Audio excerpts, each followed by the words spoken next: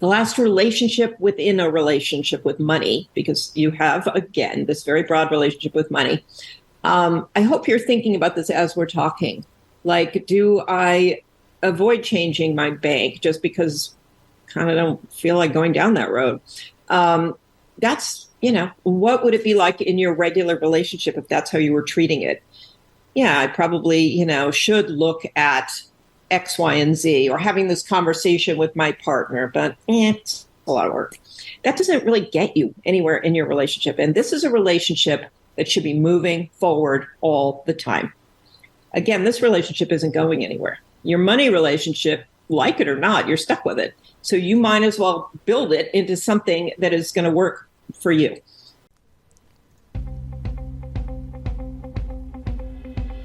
Your relationship with money matters. I'm Michelle Perkins, and this is the Money and You podcast, where I will be breaking down your relationship with money, offering tough love money tips, and a money dating plan that will focus on lifting the barriers to success to help pave the way for better money practices and increased wealth.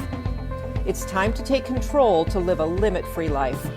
It starts today. Hello, hello. Welcome to the Money and You show. I'm Michelle Perkins, your host, and we are broadcasting from ubngo.com. I'm here at home today, not in the studio, so that's kind of interesting and fun. I have a really great solo show for you today. I want to talk about the relationships that you might not realize are actually attached to your relationship with money. Sounds a little weird, so stay with us here so you can understand, because I think this is going to be really helpful for people. I've been wanting for a while to do a solo show so I could get back to my favorite topic, which is your relationship with money, how you manage it, how you handle it, what you do with it, what you don't do with it.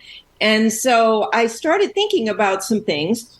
And just like in a regular relationship with your kids, your partner, your business colleagues, you have these attached relationships, right? You have relationships that are maybe your couple friends or, other relationships that you interact with and you relate to. And because the central point is the main relationship you're in, and then you've got these offshoot relationships, I think we can think about money the same way. So we have our relationship with money, and then we have these attached relationships, like your bank, for instance. So your bank is something you probably don't give a lot of thought to. And I give a lot of thought to it because I'm often trying to think, how can I improve that relationship? Or is there even a relationship there at all? I always recommend for people to get to know their banker. This was actually a tip I got from my old best friend for 40 some years, who was a banker, and said, when you start a business, you must have a relationship with a banker. And I don't think many people do that. And so my philosophy has always been, I have a couple banks. I have a small bank where I know I can talk to people. I can walk in, they're going to know my name. I'm going to be able to ask them weird questions. I'm going to be able to talk to them and get advice from them in a more tangible, real way. Then I have my bigger banks, the ones that when you call, you get random people and they don't know you, but they're very helpful in a lot of ways. I have my credit union too, because those people I've known since my Disney days. It's actually my Disney credit union. So some of them have worked there for 40 years. Banking is an interesting relationship. It's one you probably interact with every day. So it's almost like those people you see every day. Maybe they are your work colleagues. And, the central relationship is with your work. And then you've got these work colleagues. Well, your central relationship is your relationship with money. And your bank is sort of the institution that you deal with on a regular basis. You might not consciously think about how important that is, but I want you to. So I want you to think about, what bank am I using, or banks, and why? Do they have certain, purposes? Are they just the bank that I set myself up with years ago because I moved into a town and it looked like a good bank, and so I went there and I got an account or two, and that's been my bank for no other reason than it was convenient, it was nearby? Have you given any thought to whether it's the right bank for you for where you are right now? There are so many things we can look at within banking. We might get credit cards with them. We might get loans with them. We might be earning interest or paying fees or all kinds of things that bank does. And are we paying attention to it? I think it's really important to look at your banking relationships and make sure that they're purposeful, make sure that they're conscious. They aren't just sort of, you fell into it and it's a pain in the neck to change it. So you stay with it. Or you just haven't even thought about what else is out there, what else is possible, right? So think about your banking relationships. If you have numerous banks, sometimes that's a great thing because you're taking advantage of value added things that other banks offer, or you've just accumulated banks and it's actually just making your whole banking experience more complicated. I love simplifying and really thinking through who you're dealing with. And I know it can seem like work to change banks. You have to, maybe you have to go down there. Maybe you have to, do more research, whatever it is. There might be some time involved, but there can be some very long-term financial advantages to having a bank that offers you certain things and that you like, and where maybe you do have access to advisory services that could help you. So I would advise you right now or at least get you to think, I hope, about kind of evaluating your banking relationships. Is it even a relationship? Is it kind of a non-relationship? And how could you make it a better relationship? So that's a big one that I want to talk about, because that's one of those that you actually, like it or not, you're interacting every day. You're using your debit card, you're depositing money from your paycheck, you're, whatever it is. And banks differ greatly, and they're competitive. And so you really want to see where you can give yourself a bit of an advantage and make that relationship with your bank something that you're thinking about and you're using properly and you're enjoying. If your bank drives you crazy, if you're always running into, fees or something you don't like, don't keep that bank. And that's the beauty of this relationship. That's the beauty of all of these relationships, is you're creating them and you can fix them. You can change them. You can get rid of them. So even if it takes a little time, the benefit of that can be really great in terms of, financial advantages, and also just in terms of your time and your energy. And if it's an aggravating relationship, unlike those work colleagues who you may not be able to get rid of, you can get rid of your bank. You can do better than what you're doing in that relationship. So think about that. That's a big one. Then I'm going to go toward another relationship that you have. It's with your creditors, with those people you owe money to, those lenders, whether it's a mortgage, a car loan, credit cards, you name it. Most likely you have creditors. Even the simple ones, the basic, vendors that you have, or companies that you deal with that you have to pay each month. And I also want you to think about that relationship you have with your credit score, because that really goes along with all of this. And I've been kind of really tuned into the whole credit scores conversation lately. There was a show a couple times ago with Dion Perry, and we talked a lot about credit scores. And she had written these 2 books. She wrote the Credit Lit Monthly Planner. This is more geared for adults, a 12-month planner. Kind of touches on some other areas, too, of money and budgeting and things like that. This is Credit Lit for teens. Very simple, fun, sort of, it's kind of designed like with little cartoons and questions for your teenager. And I get questions all the time about how can my kids learn more. She wrote those books, and you can listen to her podcast, and she gets into the ins and outs of credit. But that relationship you have with credit is super interesting. It might be something you pay no attention to. You might be one of those people who's never looked at your credit score. You've never gotten the reports to see if there are errors on there from the different credit reporting agencies like Experian and TransUnion. So you might be that person who's just sort of crossing your fingers and hoping that, your credit score is going to be okay and go up. You might be the type of person who's kind of fanatical about it and follows yourself on Credit Karma or whatever, and is looking every day to see if it's up or down. think about who you are with your credit, because that is a relationship you have too, a big one actually. It impacts a lot of things. It impacts the interest rates you're going to pay on everything. You have a high credit score, you're going to pay lower interest on your whatever it is that you're borrowing for, and vice versa. So you're going out to buy a car, you have a poor credit score, you might still get that car, but you're going to pay a really high interest rate. And that's a function of your credit score. That's a relationship within your money relationship. So, sometimes we look at things in a broad view, and sometimes we need to look at them in a bit more of a micro view. And certainly with money, you want to know all these components. That's what the whole money dating plan is about. It's digging into the components that are making up your overall money relationship. And each one has these sort of feelings and beliefs around it too. If you have had a rough go when it comes to credit, you might have some pretty serious negative beliefs around yourself and money and credit. So that's a really important one to dig into. And you can absolutely improve your credit score on your own without paying a company monthly to do it. If you want to do that, that's a choice you can make, but you can also do it yourself. And you can even buy these books from me. I'm going to be Dion's ambassador. And so if you're interested in that, I'll put a link in the show notes. You can get them from Amazon. You can get them from her website, creditlit.org.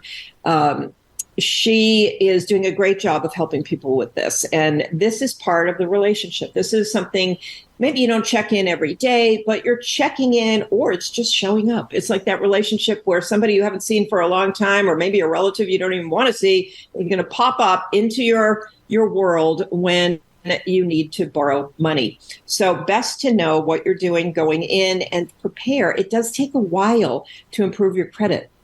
I actually have been working on mine for a couple of years, and I've just finally broken through where I wanted to get to, but it's taken me a while. It's been, conscious effort of paying attention to paying on time, to having, kind of less of a balance on my cards, things like that. So, and sometimes we can slip into a poor credit situation unknowingly. We can do it because we just don't have a choice in the moment with circumstances going on. So, you can go down into a rabbit hole with that. You can get very negative about yourself and your credit and think it's hopeless. And I'm just here to tell you it's absolutely not. It's like any other relationship. You just have to be aware of where you are, aware of some of the things going on that have created some of the conflict, and work on it. So credit is, again, part of this relationship that you really want to pay attention to and get a hold of. And number 3, advisors. Now, this is an interesting one because a lot of people don't think they need financial advisors. Maybe they don't feel like they're earning enough to go out and start working with advisors. Maybe they feel that, oh gosh, I can learn this on my own. I'm not going to pay somebody. I'm not going to pay fees. I'm just going to figure this out and then I'll advise myself. Not the best way to think about this, because advisors can help you get to where you want to go. And a lot of people have it backwards. They want to get to where they want to go and then hire the advisor. What's the point of the advisor? The advisor is there to help you get there, wherever there is. So I would highly recommend that you hire investment advisors before you feel ready, actually. Maybe they won't even be ready to work with you. Maybe you'll have to wait, but they will be happy to give you some ideas of what you can do on your own to get to where you could work with them. Or they will advise you to find different advisors who will work with anybody at any point. There are many, many advisors out there.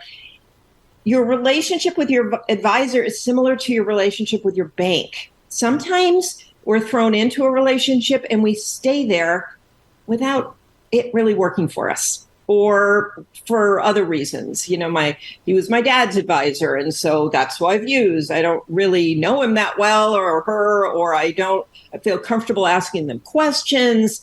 But that's who my dad used. So that's why I'm with this person. I would really think, again, shop around, talk to multiple people, do your research. Get to know them. You must have a rapport with your advisor. You must feel comfortable picking up the phone and calling them and asking them what you might think are silly questions or complicated questions to which you need a kind of layman's answer. If that person can't do that for you, they're probably not a good fit. And advisors, again, takes a little work, can be a little time consuming to find a new one, but you will not feel good about yourself. Time is money. And if you're not working with good people from the start, you will lose out on whatever time, that you could be earning with them. So you want somebody who seems like they actually care. I mean, there are plenty of them out there who really do. So don't be with somebody who is kind of, doing this without you feeling that they care about your financial future, because they should. That's their job. So look for advisors. That could be investment advisors. That could be insurance advisors. That's definitely going to be your tax accountant. I'm a big fan of having a tax accountant who gets to know you, who you can stick with, who is always thinking. It's funny because they don't all think about the same thing. So you need multiple people. Your tax accountant is trying to save you money on taxes. Your investment advisor is trying to make you the most money in, whatever investment arena you're playing in.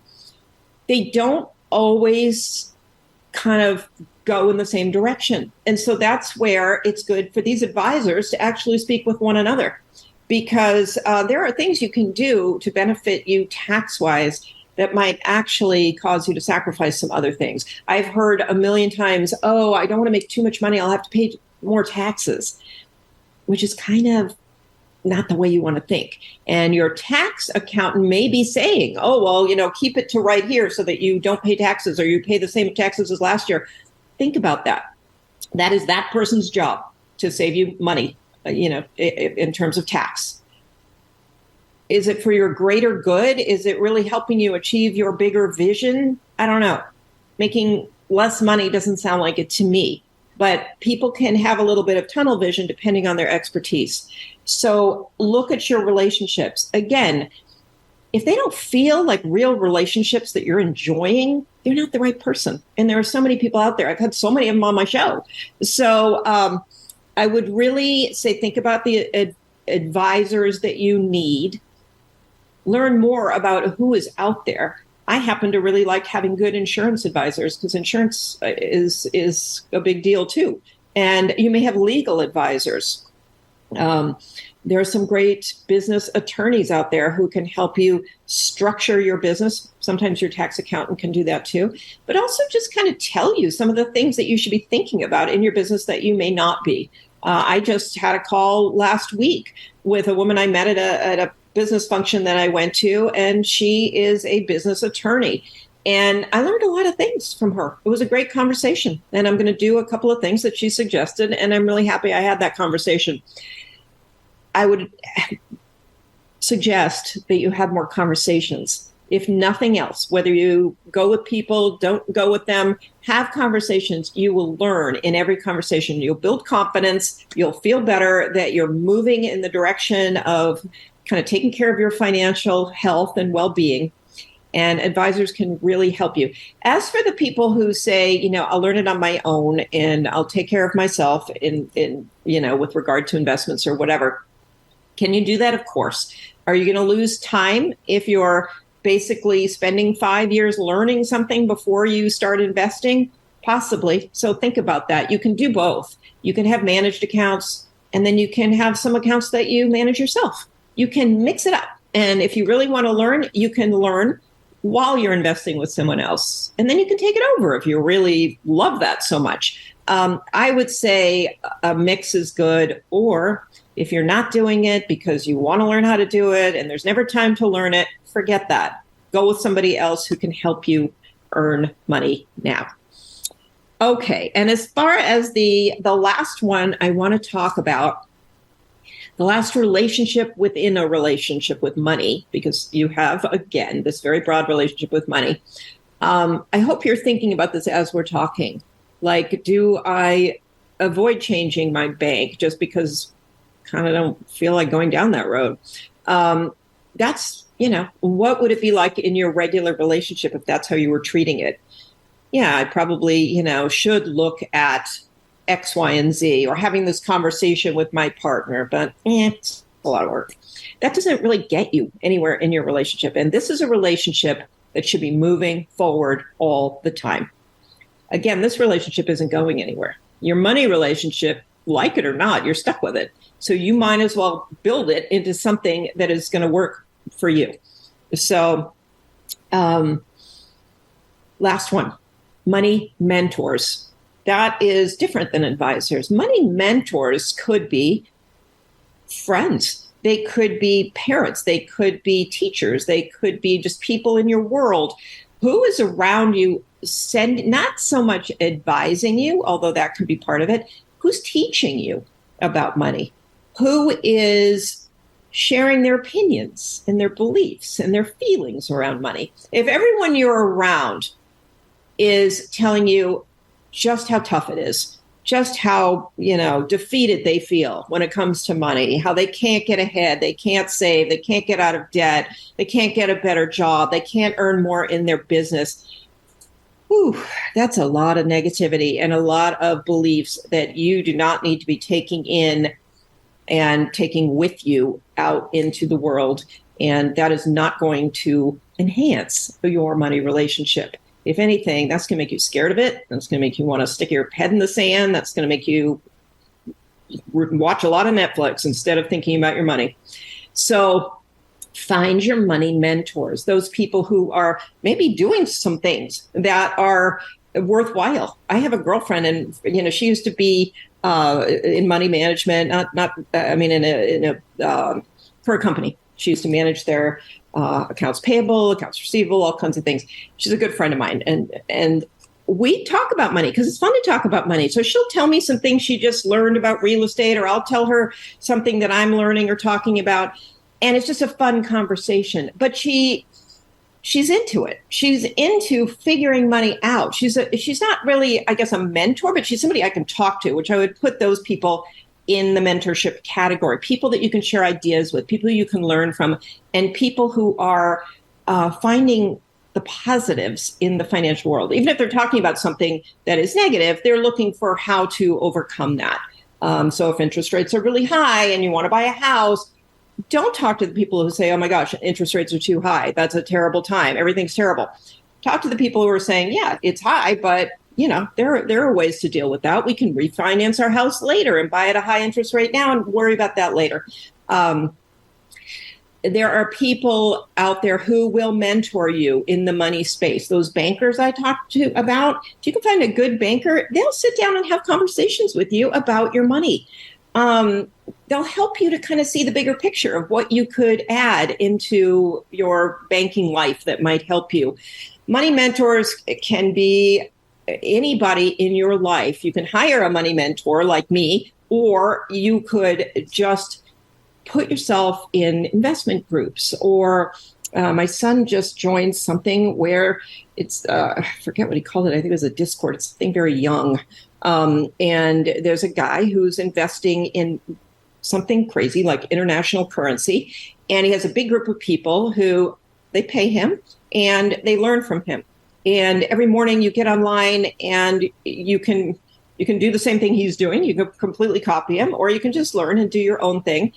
But, these are people who are all in this group together. He's the mentor, he's teaching, and he's seeing the possibilities. I guess that's the best way I can wrap this up, is a money mentor is there to help you not see the walls and the obstacles to your financial future, but somebody who can help you see the possibilities and teach you and help you and be your cheerleader in this process that can sometimes be hard, and the person who can keep you going when you do run into some walls. So a money mentor. So here are 4 relationships within your relationship with money that you can work on: your banking, your credit score, and your creditors, who I might just add, creditors are people too. And so if you are having a problem with a creditor, my advice is to not come in like, ready ready to kill. Go in, honestly, talk to them about what's going on with you. They are people. They've probably had their own financial issues. I have had more honest conversations with creditors who have helped me out in one way or another, or if they said they couldn't help me out, have pushed a little harder. But a long time ago, I learned that you can get so much farther without the aggression. So if you give them a real story about what's going on with you, their brains, and if you ask them, how can you help me? Is there something we can do together to, so that you get your money and I get through this? Their brains will turn on to that channel and they will start thinking. Not everybody's, but a lot of people. And you can work your way through some tough times if you have these conversations. So remember, those creditors, they are people too, and you can have conversations with them as well. So your bankers, your creditors, your advisors, and your money mentors. So think about those relationships while you go about your day. Start thinking about, how do I relate to these people, or do I relate to them, or do I put it off and think someday I'll have a relationship like this? If that's where you're going, someday is now, and you can start this today. So thank you for listening. The Money and You Show is brought to you from the Limit Free Life Company, which is designed to help people create work they love and build great relationships with their money. Thank you. We'll see you next week.